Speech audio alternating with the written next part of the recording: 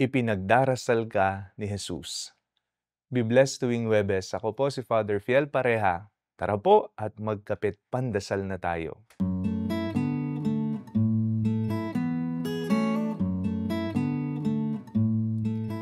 Nakakagaan ng pakiramdam sa tuwing alam mo o mabalitaan mong may nagdarasal sa iyo. Sa gitna ng pangailangan, sa sakit o sakit ng buhay, may tutulong sa iyo sa pagdarasal sa Diyos. Kaya, huwag kang mahiyang humingi ng dasal sa iba. Si Jesus ang ating tagapamagitan sa Ama. Siya na nangako sa atin, hindi lamang sila ang aking mga idinadalangin. Idinadalangin ko rin naman ang mga sasampalataya sa akin sa pamamagitan ng salita nila.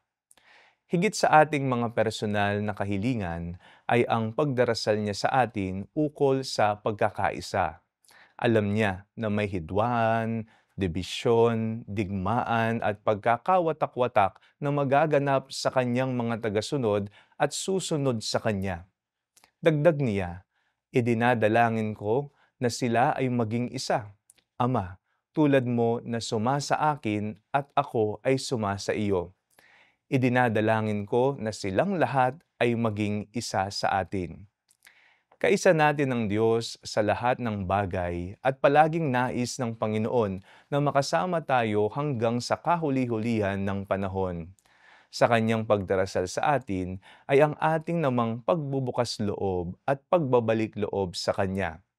Maging palaging isanawa ang ating mga puso at isip sa Kanya, konektado at di hihiwalay. Manalangin tayo. Jesus, ikaw ang tagapamagitan sa Diyos. Maraming salamat sa iyong palagiang pagdinig sa aming mga dalangin. Amen.